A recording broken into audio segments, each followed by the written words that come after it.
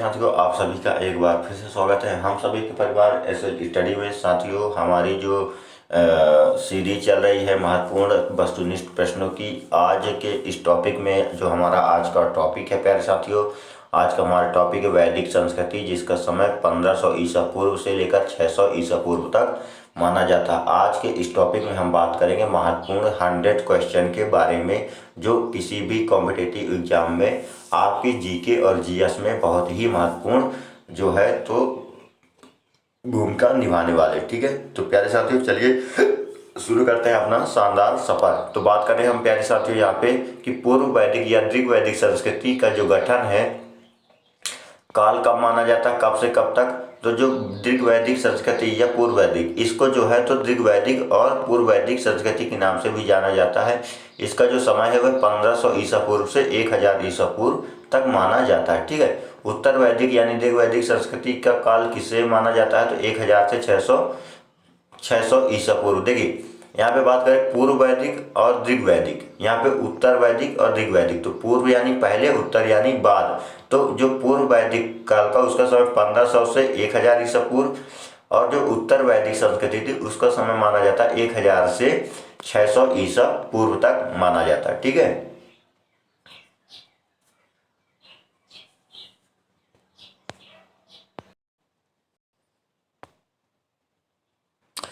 अगर बात करें यहाँ पे आर्य शब्द का शाब्दिक अर्थ क्या है। ठीक है,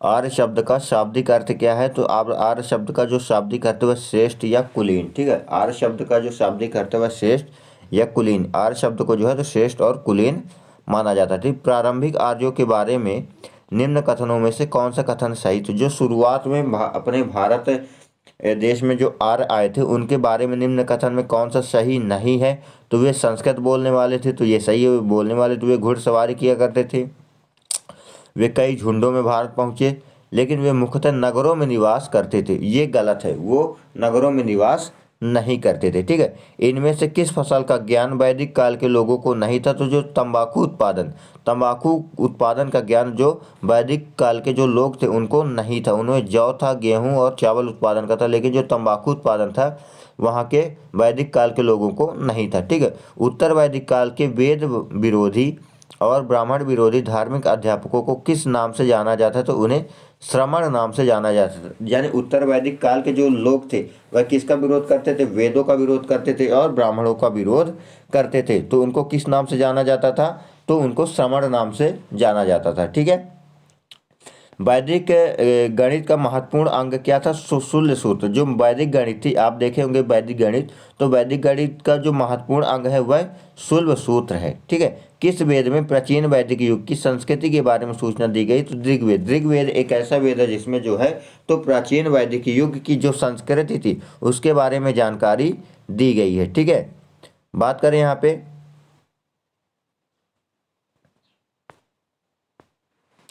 निम्नलिखित में से उत्तर वैदिक काल में लिखे गए ग्रंथों का सही क्रम कौन कौन सा। ठीक है, तो इसमें क्या, पहले वेद लिखा गया, फिर ब्राह्मण ग्रंथ, फिर आरण्यक और बाद में उपनिषद लिखे गए। ठीक है, बात करें वेदों की कितनी संख्या है, तो वेदों की 4 संख्याएं हैं। कौन से 3 वेद संयुक्त रूप से त्रय या वेद त्रय कहलाते हैं, जो ऋग्वेद, यजुर्वेद और सामवेद। इन वेदों को वेद त्रय या त्रैवेद कहते हैं। ठीक है, जो अथर्ववेद है, अथर्ववेद को जो है तो सबसे अंत में लिखा गया था, इसलिए इसको 3 वेदों में शामिल नहीं किया गया। ठीक है, मध्य प्रदेश का जो राज्य चिन्ह है उसमें प्रयुक्त होने सॉरी भारत का जो राज्य चिन्ह है उसमें प्रयुक्त यानी प्रयोग होने वाला शब्द सत्यमेव जयते किस उपनिषद से लिया गया, तो इसको लिया गया मुंडक उपनिषद। ठीक है, मुंडक उपनिषद से जो है तो सत्यमेव जयते को लिया गया था। ठीक है, ऋग वैदिक आर्यों का मुख्य व्यवसाय क्या था, तो उनका मुख्य व्यवसाय था पशुपालन। वे क्या करते थे, पशुपालन का करते हैं। ठीक है, पशु को पालते थे। भारतीय संगीत का आदि ग्रंथ किसे माना जाता है, तो इसे माना जाता है कौन से, सामवेद। सामवेद को जो है तो भारतीय संगीत का आविष्कारक या आदि ग्रंथ माना जाता था। ठीक है, सामवेद में ही संगीत के बारे में जानकारी दी गई है। प्रथम विधि निर्माता कौन थे, तो वह मनु थे। मनु ने ही प्रथम विधि का निर्माण किया गया था। ठीक है, उन्हें ही प्रथम मनु विधि निर्माता कहते हैं। कृष्ण भक्ति का प्रथम और प्रधान ग्रंथ है कौन सा है? वह श्रीमद् भागवत गीता। जो श्रीमद् भागवत गीता है वह कृष्ण भक्ति का जो प्रमुख और प्रधान ग्रंथ है। ठीक है। ऋग्वेद में संपत्ति का प्रमुख रूप क्या था? तो गोधन। गोधन यानी जो गाय होती है, गाय को ही वहाँ पे ऋग्वेद में जो है तो सबसे बड़ी संपत्ति के रूप में माना गया है। ऋग्वेद के किस मंडल में शूद्र का उल्लेख पहली बार मिलता है? तो जो 10वां मंडल है, 10वें मंडल में जो है तो शूद्र शब्द का उदरभाव मिलता है, जो ऋग्वेद के 10वें मंडल में किया गया है। ठीक है। बात करते हैं यहाँ पे पुराणों की कितनी संख्या? तो पुराणों की टोटल 18 संख्या है। वैदिक धर्म का मुख्य लक्षण इनमें से किसकी उपासना था? तो प्रकृति की। जो वैदिक धर्म था, वैदिक धर्म का जो मुख्य रूप से प्रमुख लक्षण था वह किसकी उपासना करते थे? तो वह प्रकृति की उपासना करते थे। ठीक है। किस देवता के लिए ऋग्वेद में पुरंदर शब्द का प्रयोग किया गया? तो जो इंद्र है, इंद्र को जो है तो ऋग्वेद में पुरंदर शब्द का प्रयोग किया गया है, उन्हें पुरंदर भी कहा गया। ठीक है। शुल्ब सूत्र किस विषय से संबंधित है? तो यह ज्यामिति विषय से, यानी ज्यामिति विषय से यह संबंधित है। ठीक है। और शुल्ब सूत्र जो है तो किस गणित में? वैदिक गणित का। ठीक है। असतो माँ सदरगमा तमसो माँ ज्योतिर्गमय मूल्योर्मा अमृतम गमय कहाँ से लिया गया? तो यह लिया गया उपनिषद से लिया गया। ठीक है। आर्य भारत के बाहर से आए और सर्वप्रथम कहाँ बसे? तो ये पंजाब प्रांत में बसे थे। जब जो मध्य एशिया से जो ये कौन आए थे? आर्य आए थे, वह सबसे पहले किस स्थान पर बसे थे? तो वह सबसे पहले पंजाब में बसे थे। ठीक है। बात करें यहाँ पे, हमें सूची मिलाना है, सूची 1 और सूची 2 को। ठीक है। सूची 1 और सूची 2 को हमें मिलाना है। तो सूची 1 में क्या है? वेद है। सूची 2 में क्या है? यज्ञ करता है। ठीक है। इनके यज्ञकर्ता को, इनके उपासक को क्या कहा जाता है? जो ऋग्वेद के यज्ञकर्ता कौन थे? होत्री। यहाँ पे अगर बात करें होत्री। ठीक है। जो ऋग्वेद के उपासक थे वह कौन थे? होत्री उनको कहते थे। यजुर्वेद के यजुर्वेद वालों को क्या कहा जाता है? अधर्यु। सामवेद वालों को उद्गाता या उद्घात, और जो अथर्ववेद है उसको ब्रह्मा। इनके जो है तो यज्ञकर्ता है। ठीक है। कौन थे? ऋग्वेद के होत्री, यजुर्वेद के अधर्यु, सामवेद के उद्गाता या उद्धात, और अथर्ववेद के ब्रह्मा को माना जाता है। ठीक है। बात करें वेदों को अपौरुषीय क्यों कहा गया है? क्योंकि वेदों की रचना देवताओं ने नहीं, देवताओं के द्वारा की गई। वेदों को अपौरुषीय क्यों कहा गया है? कि क्योंकि वेदों की जो रचना है वह किसने की है? वह की है देवताओं ने। ठीक है। देवताओं ने की है, ऐसा माना जाता है। वैशेषिक दर्शन के प्रतिपादक तो होते उलूक कणाद। जो कणाद मुनि थे वह वैशेषिक दर्शन के कौन थे? प्रतिपादक थे। ठीक है। उन्होंने ही प्रतिपादन किया था। मीमांसा या पूर्व मीमांसा दर्शन के प्रतिपादक कौन थे? जो जैमिनी थे। जैमिनी किसके प्रतिपादक थे? मीमांसा और पूर्व मीमांसा। जो मीमांसा और जो पूर्व मीमांसा जो दर्शन था, इसके जो प्रतिपादक तो कौन थे? जैमिनी थे। ठीक है। वेदांत या उत्तर मीमांसा के दर्शन जो प्रतिपादक थे वह कौन थे? वह थे बादरायण। जो बादरायण थे वह वेदांत यानी उत्तर मीमांसा के कौन थे? प्रतिपादक थे। ठीक है। बात करें आगे,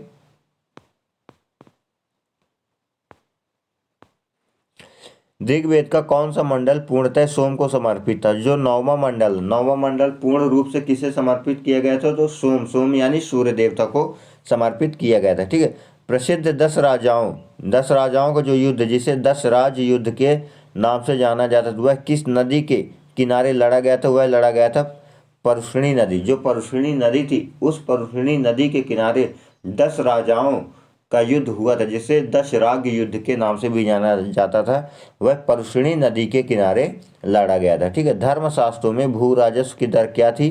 तो धर्मशास्त्रों में जो भू राजस्व की जो दर थी वह 1/6 थी। ठीक है। 800 ईसा पूर्व से 600 ईसा पूर्व का जो समय था वह किस युग से जाना जाता? तो वह ब्राह्मण युग के नाम से जाना जाता। जो 800 ईसा पूर्व से 600 ईसा पूर्व के बीच जो 200 ईसा पूर्व का समय था वह ब्राह्मण युग के नाम से जाना जाता है। ठीक है। चलिए आगे बात करते हैं।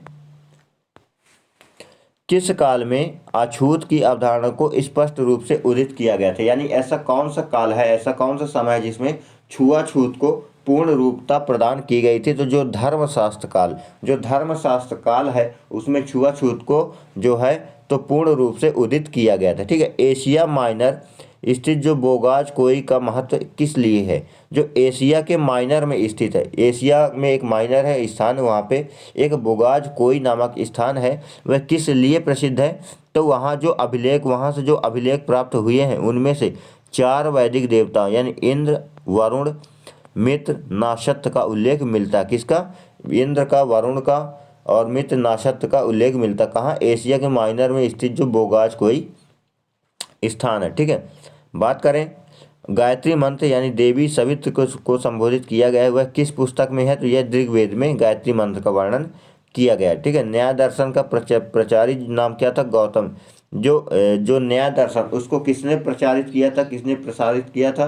तो उसको किया था गौतम ऋषि ने। ठीक है, ऋषि गौतम ने उसको प्रचारित किया था, किसको? न्याय दर्शन को। बात करें प्राचीन भारत में निष्क से जाने जाते थे कौन? स्वर्ण आभूषण। जो प्राचीन भारत में जो स्वर्ण आभूषण यानी सोने की जो आभूषणें थी, सोने के जो गहने थे, उनको किस नाम से जाना जाता था?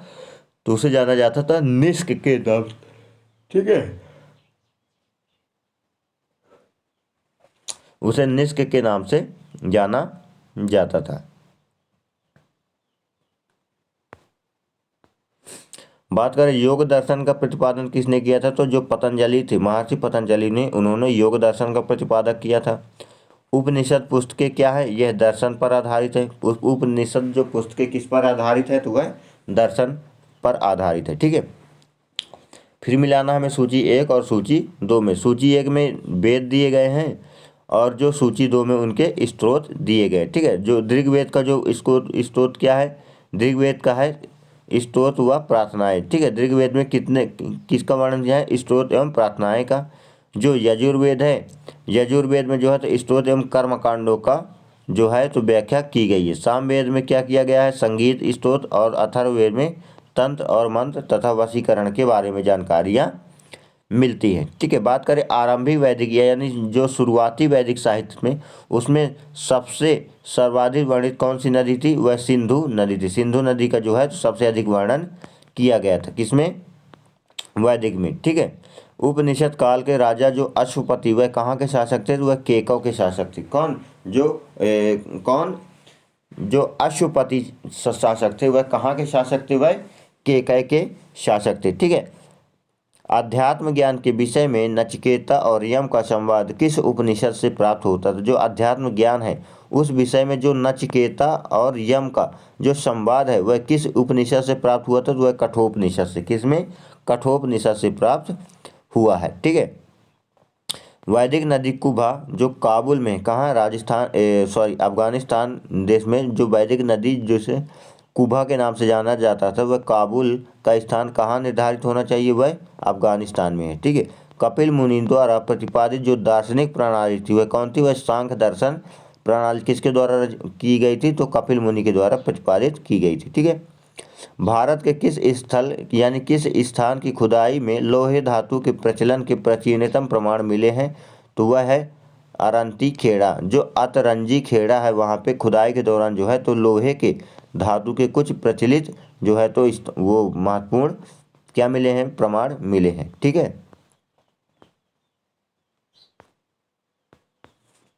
बात करें यहाँ पे निम्नलिखित में से किसका संकलन ऋग्वेद पर आधारित है? तो जो सामवेद है, सामवेद का संकलन जो है तो ऋग्वेद पर आधारित है। ठीक है, जो सामवेद की जो संकलन किया गया वह ऋग्वेद के आधार पर किया गया था। ठीक है, निम्नांकित में से कौन प्रस्थान त्रय के नाम से में शामिल नहीं है?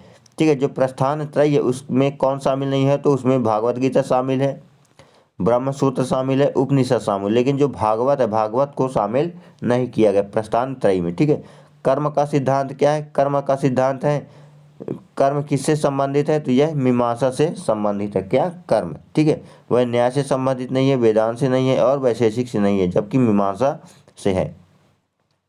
हमें सही जोड़ी मिलानी है। ठीक है, तो बात करें यहाँ पे अथर्ववेद। अब अथर्ववेद में जो है तो यह किससे संबंधित है? यह औषधियों से संबंधित है। ठीक है, ऋग्वेद ऋग्वेद जो है तो यह ईश्वर की महिमा से संबंधित है। यजुर्वेद जो है तो बलिदान या बलि वगैरह से संबंधित है और जो सामवेद है यह संगीत से संबंधित है। ठीक है, बात करें चरक संहिता, चरक संहिता नामक के पुस्तक किस विषय से संबंधित है? यह चिकित्सा से संबंधित है। कौन? चरक संहिता। ठीक है। बात करें यज्ञ संबंधी विधि विधानों का कहाँ पता चलता है? तो यह यजुर्वेद से में जो है तो विधि विधानों, पूजा, यज्ञ, बलि के वगैरह जो ये जानकारी हमें यजुर्वेद से मिलती है। बात करें वैदिक युगीन जो सभा थी वह कैसी थी? मंत्री परिषद ही थी। ठीक है। वैदिक युग में प्रचलित लोकप्रिय शासन प्रणाली कौन थी? गणतंत्र। वैदिक युग में जो है तो राजतंत्र नहीं था, जबकि वैदिक युग में कौन सी थी? उसमें गणतंत्र यानी लोगों का शासन था। लोग यानी जनता प्रधान थी। ठीक है। सबसे प्राचीन वेद कौन है? तो ऋग्वेद है। निम्नलिखित में से कौन भारतीय दर्शन की जो आरंभिक विचारधारा थी कौन सी? जो सांख्य दर्शन है वह भारतीय दर्शन की जो सबसे प्रारंभिक विचारधारा थी वह सांख्य दर्शन थी। ठीक है।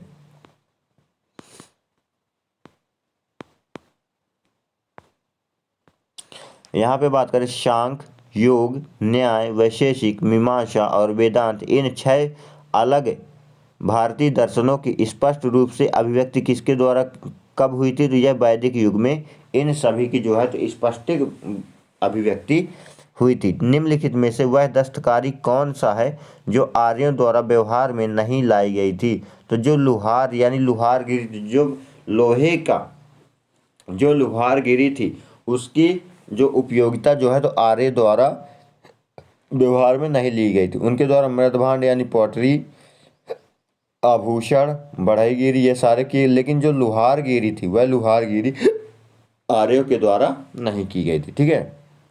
यहाँ पे बात करें ऋग्वेद और उससे संबंधित वेद। ठीक है। जो उपवेद है, उपवेद जो है तो वह किस किस के वेद के भाग है? ठीक है। बात करें यहाँ पे जो आयुर्वेद है, जो आयुर्वेद है वह ऋग्वेद का भाग उपभाग है। धनुर्वेद, धनुर्वेद जो है तो यजुर्वेद का उपवाद है, उपवेद है। गंधर्ववेद, गंधर्ववेद जो है तो सामवेद का उपवेद है। और शिल्पवेद या अर्थशास्त्र यह अथर्ववेद का उपवेद है। ठीक है।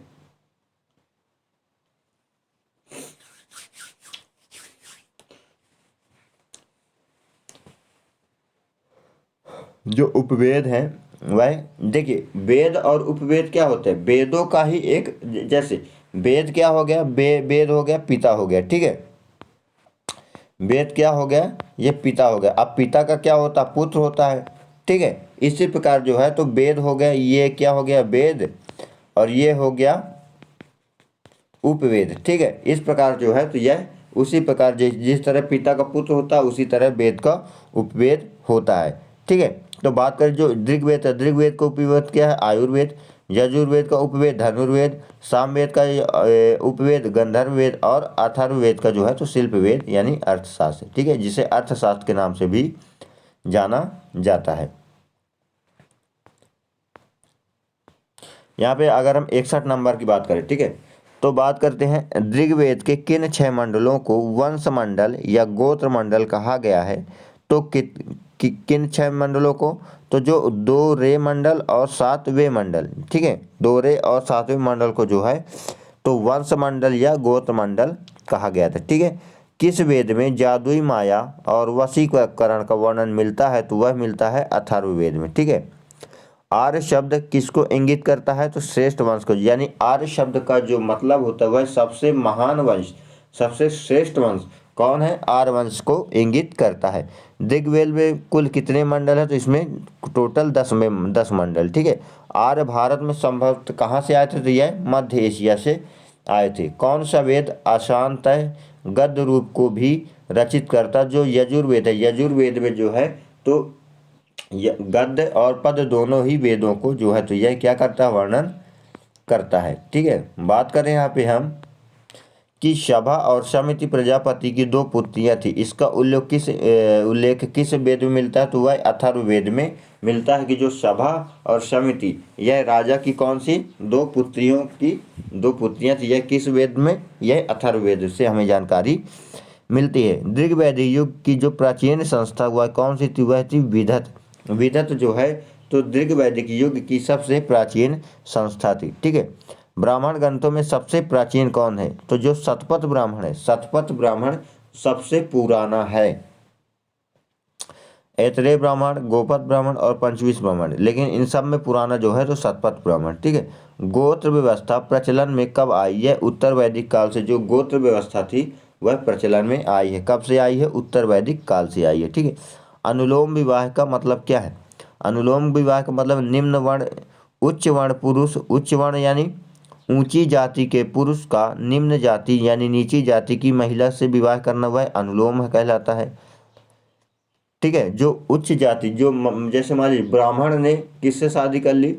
डुमारिन सॉरी ब्राह्मण का वर्ग जो है तो वह किससे विवाह कर लिया? वह निम्न जाति से विवाह कर लिया, तो वह किस विवाह के अंतर्गत होता है? वह अनुलोम विवाह के अंतर्गत आता है। ठीक है। प्रतिलोम विवाह का मतलब क्या है कि जब उच्च जाति की नारी, उच्च जाति की नारी मान लीजिए कोई ऊंची जाति की नारी है, वह निम्न जाति के पुरुष से अगर वो विवाह कर लेती है तो वह प्रतिलोम विवाह कहलाता है। और अनुलोम विवाह में उच्च जाति का पुरुष और प्रतिलोम में उच्च जाति की महिला। ठीक है। बात करें जब और आगे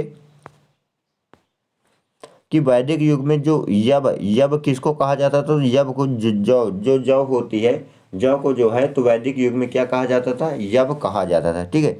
व्रीहि शब्द किसके लिए प्रयोग किया गया? तो व्रीहि शब्द जो है तो चावल के लिए प्रयोग किया गया, यानी वैदिक युग में चावल को क्या कहा जाता था? व्रीहि कहा जाता था। ठीक है। अथर्व का अर्थ क्या है? अथर्व का अर्थ होता है पवित्र जादू। जो अथर्ववेद है ना, अथर्ववेद को जो है इसीलिए अथर्व का मतलब होता है पवित्र जादू। हमें फिर से सही जोड़ी बनाना है तो शिक्षा, शिक्षा जो है तो किससे संबंधित है? ध्वनि शास्त्र। कल्पसूत्र, कल्पसूत्र कर्मकांडों से संबंधित है। निरुक्त शब्द व्युत्पत्ति शास्त्र यानी भाषा शास्त्र से, और जो छंद है वह छंद शास्त्र से संबंधित है। ठीक है। बात करते हैं आगे। प्राचीनतम जो व्याकरण व अष्टाध्यायी के रचनाकार कौन थे? तो महर्षि पाणिनि थे। महर्षि पाणिनि जो है तो वह अष्टाध्यायी के जो संस्कृत की सबसे बड़ी व्याकरण की एक क्या है? पुस्तक है। ठीक है। एक आधार है। निम्न में से कौन सी स्मृति सबसे पुरानी है? तो इसमें जो है तो मनु स्मृति, मनु स्मृति जो है तो वह सबसे पुरानी स्मृति है। ठीक है। आदि काव्य की संज्ञा किसे दी जाती है? तो आदि काव्य की संज्ञा जो है तो रामायण को दी जाती है। किसकी संज्ञा? आदि काव्य की संज्ञा दी जाती है। सबसे पुराना जो पुराण है वह मत्स्य पुराण, मत्स्य पुराण जो है तो सबसे पुराना पुराण है। ऋग्वेद में सबसे पवित्र नदी किसे माना जाता था ऋग्वैदिक युग में? तो ऋग्वैदिक में जो है तो सबसे पवित्र नदी माना जाता है सरस्वती नदी को सबसे पवित्र मानी गई है। ठीक है। वैदिक समाज की जो आधारभूत क्या थी? तो उसमें कुल या कुटुंब, जो कुल या कुटुंब थी वह जो है तो वैदिक समाज की सबसे आधारभूत इकाई थी। ऋग्वैदिक काल के उस समय सबसे प्रधान देवता की पहचान करना जिसकी स्तुति 250 सूक्तों में की गई थी, जो इंद्र था। इंद्र जो है तो ऋग्वैदिक काल में सबसे जो है तो प्रधान देवताओं में रखे जाते, जिनके नाम से 250 सूक्तों की स्तुति जो है तो रचित की गई है।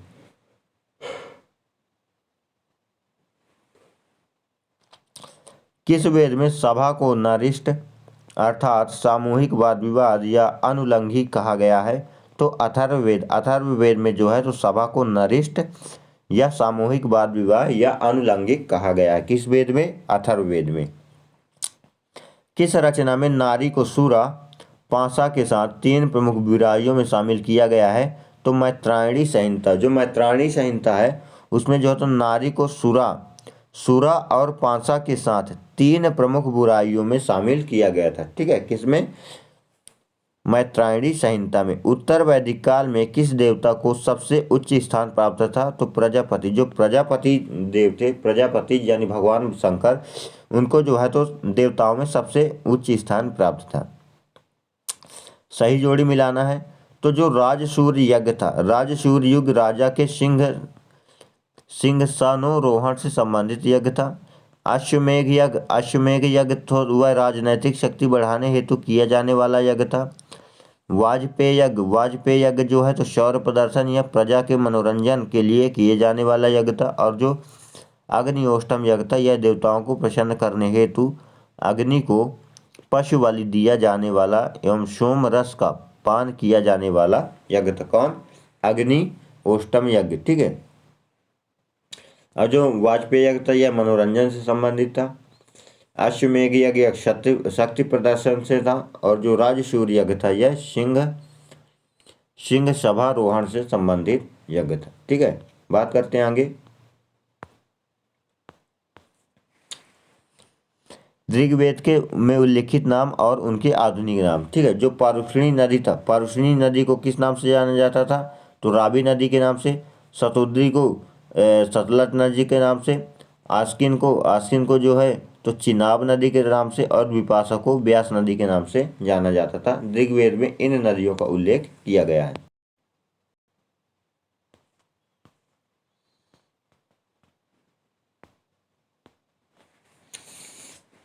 यहाँ पे हमें फिर से सही जोड़ी बनाना है, ठीक है। तो जो ब्रह्म विवाह जो है तो समान वर्ण या जाति के विवाह से जब विवाह होता था तो उसे क्या कहा जाता था? ऋग्वैदिक काल में ब्रह्म विवाह कहा जाता है, ठीक है। ब्रह्म विवाह को जो समान या जाति से विवाह, जैसे मान लीजिए अगर आप ब्राह्मण हैं, ठीक है, ब्राह्मण का विवाह अगर ब्राह्मण की स्त्री से और ब्राह्मण के पुरुष को ब्राह्मण की स्त्री से होता था उसे ब्रह्म विवाह कहा जाता है, ठीक है। जो दैव विवाह जो है तो वह पुरोहित या पारिश्रमिक से मिले कन्या के साथ विवाह होता था, ठीक है। जैसे मान लीजिए आपने कहीं पे कार्य किया किसी के यहाँ पे, ठीक है। एग्जाम्पल के तौर पर आपने क्या किया? काम किया। काम के बदले आपको पैसे ना मिल के क्या मिला है? आपको स्त्री दे दी गई, तो उसके साथ जब विवाह कर दिया जाता था तो वह विवाह दैव विवाह कहलाता था, ठीक है। वह विवाह क्या क्या कहलाता था? दैव विवाह कहलाता था। आर्ष विवाह क्या कहलाता था? कि कन्या मूल्य के रूप में एक जोड़ी गाय व बैल चुकाकर किया गया विवाह क्या क्या कहलाता था? आर्ष विवाह में क्या होता था? जब जैसे मान लीजिए आपको किसी महिला से शादी करनी है तो आप क्या करेंगे? उसको क्या देंगे? एक गाय और एक बैल देकर आप उसकी पुत्री से, उस लड़की से शादी कर सकते थे जिससे आप शादी कर सकते हैं, ठीक है, करना चाहते हैं। जो प्रजापत्य विवाह क्या कहलाता था? प्रजापत्य विवाह कहलाता बिना दहेज के। जैसे मान लीजिए आपने किसी लड़की से शादी कर ली और आपको जो है तो दहेज नहीं मिला, ठीक है। बिना दहेज के जब आपने शादी कर ली तो ऋग्वैदिक काल में ऐसे विवाह को कहा जाता था प्रजापत्य विवाह, ठीक है। जो दैव विवाह था प्यारे साथियों, जैसे मैं आपको एग्जाम्पल के रूप में समझाऊंगा तो आपको जो है तो बहुत ही आसानी से समझ में आएगा। जैसे मान लीजिए आपने कहीं पे काम किया, ठीक है, किसी सेठ के यहाँ। उस सेठ ने क्या किया कि आपके काम को पसंद किया, है ना, आपके काम करने का तरीका पसंद आया। उसने क्या किया कि आपको पारिश्रमिक यानी आपके काम के बदले आपके मेहनताना पैसा ना देकर बल्कि अपनी पुत्री का विवाह आपसे कर दिया, तो ऐसे विवाह को क्या कहा जाता था? दैव विवाह कहा जाता था। और ब्रह्म विवाह में क्या होता था? ब्रह्म विवाह में अगर आप ब्राह्मण वर्ग से हैं और आपका विवाह ब्राह्मण वर्ग की स्त्री से हुआ तो ऐसे विवाह को क्या कहा जाता था? ब्रह्म विवाह कहा जाता था, ठीक है। आई होप आपको क्लियर हो गया होगा। बात करें यहाँ पे और कुछ विवाह के बारे में है, तो बात करें यहाँ पे जो गंधर्व विवाह यानी प्रेम विवाह। तो प्रेम विवाह को जो है तो गंधर्व विवाह के नाम से जाना जाता है, ठीक है। कब ये मान लीजिए एक तरह से पर्यायवाची शब्द है। जो गंधर्व विवाह यह ऋग्वेद में था और जो वर्तमान में जो लव मैरिज यानी प्रेम विवाह चल रहा हुआ है गंधर्व विवाह के नाम से ही जाना जाता है, ठीक है। बात करें आसुर विवाह क्या होता है? कन्या को खरीद कर किया गया विवाह। जैसे मान लीजिए आपको कोई लड़की पसंद आ गई और आप उससे विवाह करना चाहते हैं, तो उस समय क्या होता था ऋग्वेद में कि आप जो है तो उसके माता, मान लीजिए आप ऋग्वैदिक काल में है, कल्पना कीजिए, तो आप क्या करेंगे? उसके माता पिता से उस कन्या को खरीद लेंगे, ठीक है। उस कन्या को खरीदने के बाद जब आप उससे विवाह करेंगे तो वह विवाह कहलाता है आसुर विवाह, ठीक है, आसुर विवाह कहलाता है। बात करें जो राक्षस विवाह क्या होता है? पराजित राजा की कन्या या अपहरण की गई कन्या के साथ किया गया विवाह है, वह कौन सा विवाह कहलाता है? राक्षस विवाह, ठीक है। जो राक्षस विवाह होता है, मान लीजिए आपने किसी राज्य पर आक्रमण कर दिया और आपने उस राजा को हरा दिया। जब आप उसकी पुत्री या स्त्री से विवाह करेंगे तो ऐसे विवाह को क्या कहा जाता है? राक्षस विवाह कहा जाता है। या फिर आप किसी कन्या का अपहरण कर लाए, अपहरण करने के बाद उसको किडनैप करने के बाद आप उससे अगर जबरदस्ती शादी करेंगे तो ऐसे विवाह को राक्षस विवाह कहा जाता है। लेकिन अगर आप ऐसा करेंगे वर्तमान में तो आपको जो है तो अपहरण और जो है तो हाफ मर्डर के कारण आपको जो है जेल भी हो सकती है। ये सब नहीं करना चाहिए, ठीक है।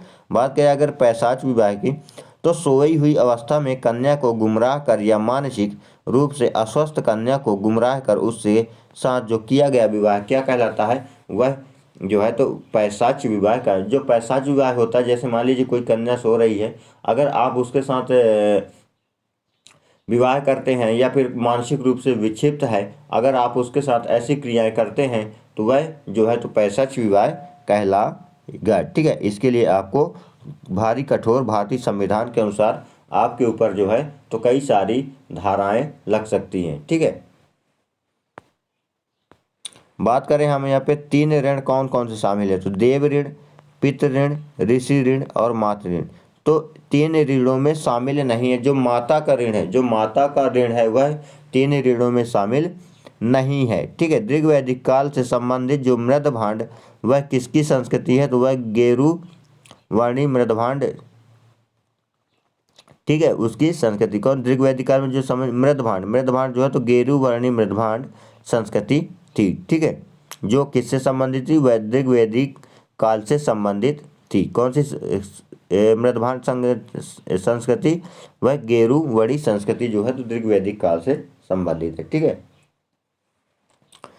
बात करें उत्तर वैदिक काल से संबंधित जो मृदभांड संस्कृति वह कौन सी है, तो वह है विशिष्ट यूसर मृदभांड संस्कृति, जो वह किससे है, उत्तर वैदिक काल से। और जो ऋग्वैदिक काल से मेरुवर्णी और उत्तर वैदिक काल से जो है तो चित्रित दूसर मृदभांड वह किससे संबंधित है, उत्तर वैदिक काल से। बात करें हरियाणा प्रांत में चित्रित धूसर मृदभांड किस किस स्थान पर हाल ही में किए गए उत्खननों से प्रकाश में आया था, जो भगवानपुर, जो हरियाणा का एक भगवानपुर नामक स्थान है, वहाँ पे खुदाई के दौरान एक मृदभांड मिला है। कौन सा मृदभांड मिला है, तो चित्रित धूसर मृदभांड। चित्रित धूसर मृदभांड कहाँ से मिला, हरियाणा के भगवानपुर से। वह उत्खनन प्रकाश में आया तो वहाँ जो है तो चित्रित धूसर मृदभांड मिला है जो उत्तर वैदिक काल से संबंधित है, ठीक है। प्राचीनतम विवाह संस्कार का वर्णन करने वाला विवाह सूक्त किसमें पाया जाता है, तो वह पाया जाता है ऋग्वैदिक में। ऋग्वेद में जो है तो विवाह संस्कार में वर्णन करने वाला जो विवाह सूक्त है वह किसमें पाया जाता है, वह ऋग्वेद में पाया जाता है। ऋग्वेद में अघन्य अजन्य वध योग्य नहीं शब्द का प्रयोग किसके लिए किया गया, तो गाय को जो है तो वध योग्य नहीं है, यानी अधन्य है, ठीक है। गाय को जो है तो अघन्य जो है तो किस वेद में मिला है, ऋग्वेद में।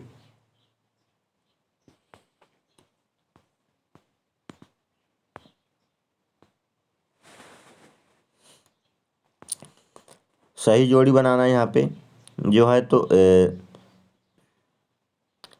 संग्रहित को किस नाम से, कोषाध्यक्ष, ठीक है। जो कोषाध्यक्ष क्या करता है, वह संग्रहित वाला कार्य करता है। भागदूद जो है तो यह कर संग्रहण, यानी यह क्या करता था, करों का संग्रहण करता था, ठीक है। करों का संग्रहण कौन करता था, भागदूद करता था। और जो करों जो संग्रहित था वह कौन था, कोषाध्यक्ष, ठीक है। जो पांसे के खेल में राजा को में सहायता करता तो वह छता या छत्री, जो छता या छत्री था, छता को ही छत्री कहा जाता, वह क्या करता था, पांसे के खेल में राजा की सॉरी क्या करता था, जो छता या छत्री था वह क्या करता था, वह प्रतिहारी या राजप्रसाद का सक्षम था, ठीक है। जो सक्षक था वह कौन था, वह छता या छत्री था। और जो अछवाब थे वह पांसे के खेल में राजा की क्या करते थे, सहायता करते थे, ठीक है। बात करें ऋत यानी प्राकृतिक संतुलन की, तो स्थापित करने के कारण किस वैदिक देवता को ऋतस्य गोप कहा जाता है, तो वो किसको कहा जाता है, वरुण को। वरुण देव को जो है तो ऋतस्य गोप भी कहा जाता है, ठीक है। जो क्या करते हैं, प्राकृतिक संतुलन स्थापित करने का कार्य करते हैं। निम्नलिखित में से कौन मूल रूप से जल या समुद्र देवता से संबंधित था, तो वह जो वरुण देव जो है तो वह जल या समुद्र से संबंधित थे, ठीक है।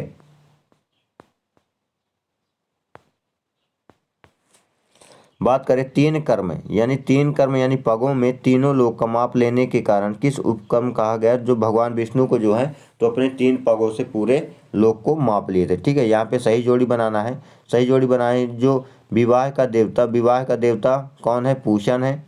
पशुओं का देवता कौन है? रुद्र है ना। जगत के पिता कौन है? तो धौष्ठी है। और देवों के महान माता कौन है? आदिति जो है तो देवों की महान माता है। ठीक है, विवाह का देवता पूषण, पशुओं का देवता रुद्र, जगत के पिता धौष या थौ, और देवों की जो महान माता है आदिति। ठीक है, मनुस्मृति मुख्यतः किससे संबंधित है? तो यह एक सामाजिक व्यवस्था से संबंधित है। कौन? मनुस्मृति किससे संबंधित है? सामाजिक व्यवस्था से या वर्ण व्यवस्था से संबंधित है। ठीक, गायत्री मंत्र की रचना किसने की थी? तो विश्वामित्र, जो हमारे विश्वामित्र हैं उन्होंने गायत्री मंत्र की रचना की थी।